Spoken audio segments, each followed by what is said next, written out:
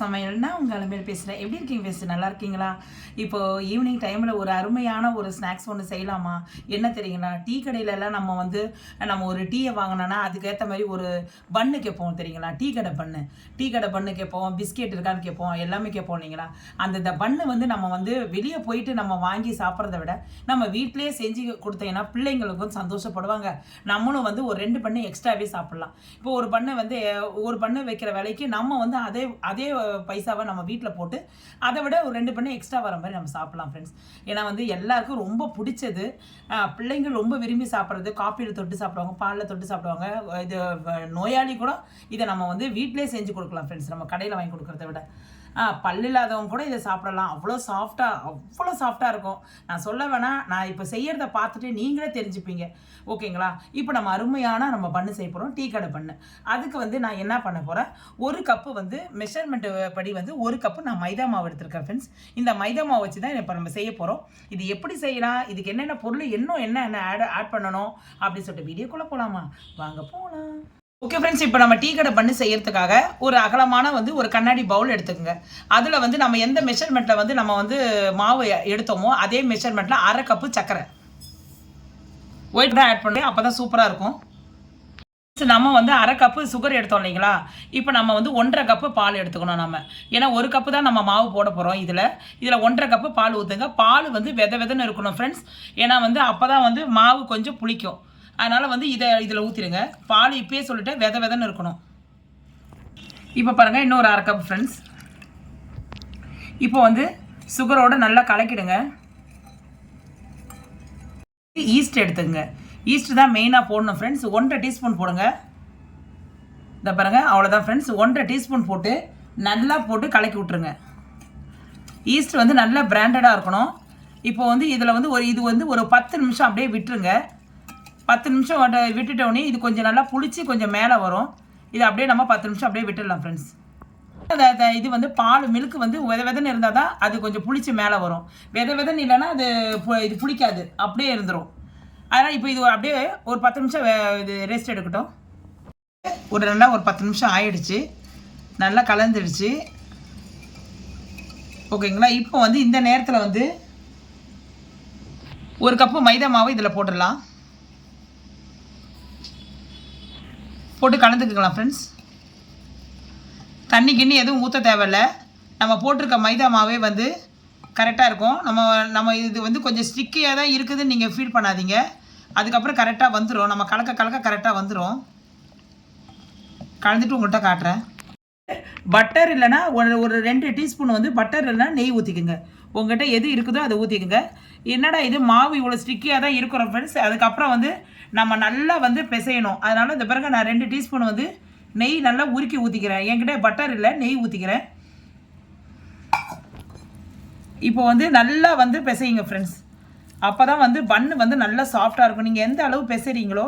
ஆனால் என்னடா இது பாருங்கள், கை ஸ்டிக்கியாக தான் இருக்குது. ஆனால் நீங்கள் பிசைய உங்கள்கிட்ட நான் காட்டுறேன், அந்த ஸ்டிக்கு போயிடும், சாஃப்ட் வந்துடும். அதுக்கு தான் நம்ம இது போடுறோம் ஃப்ரெண்ட்ஸ். எது நம்ம ஈஸ்ட் போடுறோம். ஈஸ்ட் போட்டு நல்லா ஒரு 10 நிமிஷம் நல்லா ஊறி இருக்குது. அதனால் இதை பாருங்கள், கொஞ்சம் கொஞ்சமாக இதாகுது பாருங்கள். நெய் இல்லைன்னா நீங்கள் பட்டர் கூட போட்டுக்கலாம். நல்லா அதை பாருங்கள். இப்போ வருது பாருங்கள், சாஃப்டாக வருது பாருங்கள். நம்ம நல்லா பிசையணும் ஃப்ரெண்ட்ஸ். பிசைஞ்சிட்டு தான் நம்ம கை வச்சு நல்லா நம்ம எந்த அளவு நம்ம நம்மளுடைய திறமை இதில் காட்டுறோமோ அந்த அளவு பன்னு குழந்தைங்க நம்ம சாப்பிடும் போதெல்லாம் சாஃப்டாக இருக்கும். இப்போ பாருங்கள் ஃப்ரெண்ட்ஸ், கொஞ்சம் கொஞ்சமாக கையில் இருக்கிறதெல்லாம் இதாகுது பாருங்கள். இப்போ பிசைகிற டைமுக்கு வந்துச்சு. இப்போ பாருங்கள், நல்லா சாஃப்டாக பிசையணும் ஃப்ரெண்ட்ஸ். நம்ம பிசைஞ்சிட்டோம்.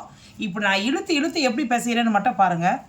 பாருங்க, மாவை எல்லாத்தையும் ஒன்று கூடி வச்சுருக்கேன். இப்படி ஒன்று கூடி வச்சு அப்படியே தவிர திரும்பி இப்படி போட்டுக்கோங்க.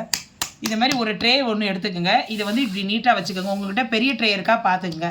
இப்போ ட்ரே எடுத்துகிட்டு இதை பாருங்கள், அப்படி நல்லா கொஞ்சம் நல்லா இழுத்து பிசைங்க. இதை பாருங்கள் ஃப்ரெண்ட்ஸ், நம்ம துணி துவைக்கிறோம் இல்லைங்களா, அந்த மாதிரி பிசைங்க.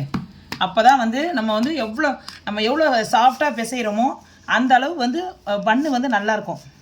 இந்த பாருங்கள் ஃப்ரெண்ட்ஸ், அப்போ தான் நம்ம சொன்ன பேச்சை கேட்கும். இந்த பாருங்கள்.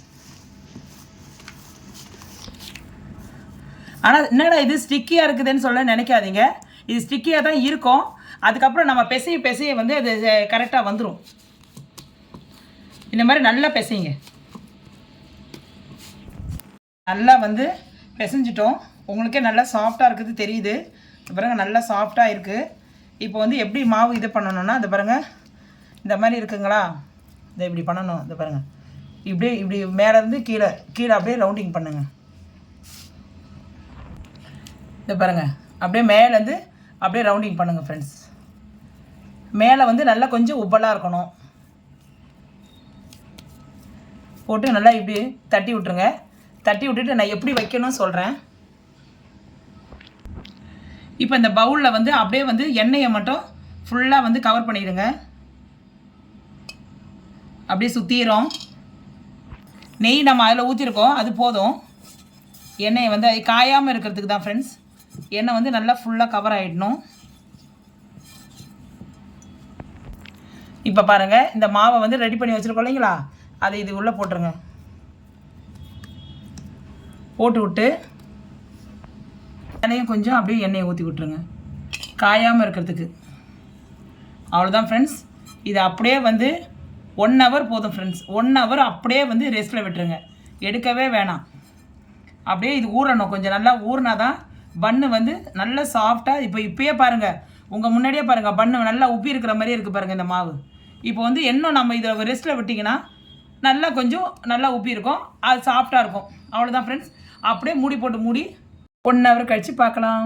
1 hour later. நம்ம வந்து மாவு பிசைஞ்சு வச்சு 1 ஹவர் ஆயிடுச்சு. நல்லா ஊறி இருக்குது. நல்லா கொஞ்சம் பாருங்கள், உங்கள் முன்னாடியே பாருங்கள், நல்லா புஷ்ஷுன்னு வந்திருக்கு பாருங்கள். அந்த எண்ணெயோடு சேர்த்து நல்லா புஷ்ஷுன்னு வந்திருக்கு பாருங்கள். இப்போ வந்து நம்ம மாவை எடுத்துடலாம். ஓகேங்களா, அதை பாருங்கள் மாவை எடுத்துடலாம்.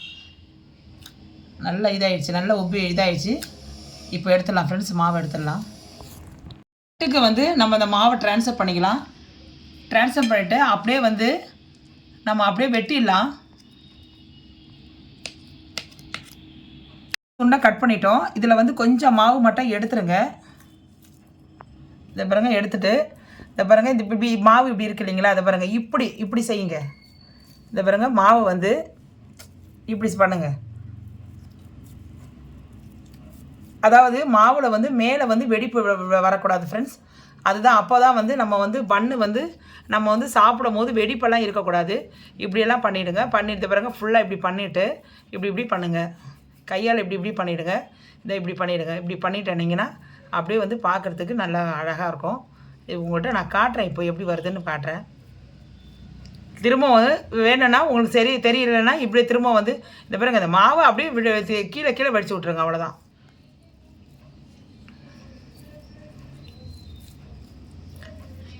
இப்படி பண்ணிட்டீங்களா ஃப்ரெண்ட்ஸ்? இதை பாருங்கள் இப்படி இருக்குங்களா மாவு. இதை பாருங்கள் நம்ம கையாலேயே இதை பாருங்கள் இப்படி பண்ணுங்கள். பண்ணிவிட்டு அப்படியே விட்டுருங்க. அவ்வளோதான் ஃப்ரெண்ட்ஸ், அவ்வளோதான். இதை பாருங்கள் இவ்வளோ நல்லா இருக்குங்களா. இதே அளவு இப்படியே வந்து ஒரு தட்டில் வச்சுருங்க. தட்டில் வச்சுட்டு அடுத்தது எல்லாமே வந்து நம்ம பண்ணிடலாம். இப்போது ஃப்ரெண்ட்ஸ் அடுத்த மாவு எடுத்துக்கிட்டேன். இதை பாருங்கள் இப்படி பண்ணிவிடுங்க. மாவை எடுத்து நல்லா வந்து இப்படி முன்னாடி கீழே நல்லா வழித்து விட்ருங்க. இதை பாருங்கள் இப்படி வந்து. ஆனால் வந்து இப்போயும் சொல்கிறேன் ஃப்ரெண்ட்ஸ், வந்து இது இருக்கக்கூடாது, வீரில் இருக்கக்கூடாது. அதனால தான் நான் சொல்கிறேன் உங்களுக்கு. அப்போனா வந்து வீரில் இருக்கக்கூடாது. இதை பாருங்கள் இப்படி பண்ணிவிட்டு இதை பாருங்கள் இப்படி பண்ணிங்க. இப்படி பண்ணிங்கன்னா அவ்வளோதான் ஃப்ரெண்ட்ஸ், அப்படியே உட்காந்துக்கும்.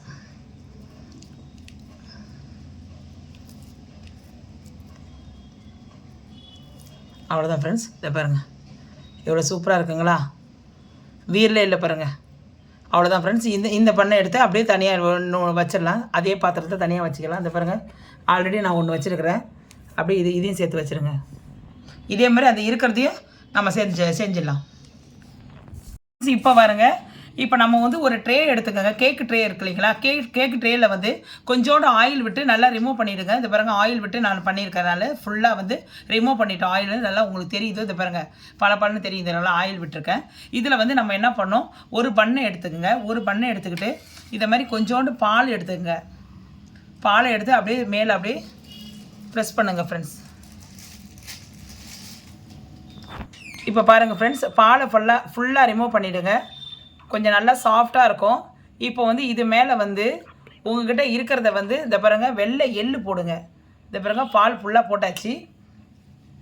இது வந்து உங்களுக்கு என்ன இது நட்ஸ் இருக்குதோ அதை நீங்கள் கட் பண்ணி போட்டுக்கலாம். நான் வந்து வெள்ளை எள்ளு போடுறேன். இந்த பாருங்கள், அவ்வளோதான் ஃப்ரெண்ட்ஸ். எள்ளு போட்டுட்டு அப்படியே வந்து இதை பாருங்கள், இதில் அப்படியே இதில் வச்சுருங்க. அவ்வளோதான் ஃப்ரெண்ட்ஸ். இது ஏன்னா வந்து இதில் எனக்கு வந்து இதில் ஒரு ட்ரேயில் வந்து ஒன்று தான் வைக்க முடியுது. இது அப்படியே எடுத்து நம்ம உள்ளே வச்சிட வேண்டியதான். இப்போ நம்ம பண்ணை வந்து நம்ம வந்து வேக வச்சு எடுத்துக்கலாம். இதில் ஒரு பேன் எடுத்துங்க. பேனில் வந்து உப்பை போட்டு வந்து ஒரு 5 நிமிஷம் வந்து நல்லா ஃப்ரீ ஹீட் பண்ணிவிடுங்க. நல்லா அனலாக இருக்கணும். ஃபுல் ஃப்ளேமில் வச்சு நீங்கள் வந்து ஃப்ரீ ஹீட் பண்ணிவிடுங்க ஃப்ரெண்ட்ஸ். அப்போ அதுக்கப்புறம் வந்து ஒரு ஸ்டாண்டு ஒன்று வச்சுருங்க. ஸ்டாண்டு வச்சு நல்லா வச்சுருங்க. ஸ்டாண்டு நல்லா ஃபுல்லாக வச்சுருங்க. அதுக்கப்புறம் இந்த கேக்கு ட்ரே இருக்கு இல்லைங்களா, அந்த ட்ரே எடுத்து இப்படி வச்சுருங்க.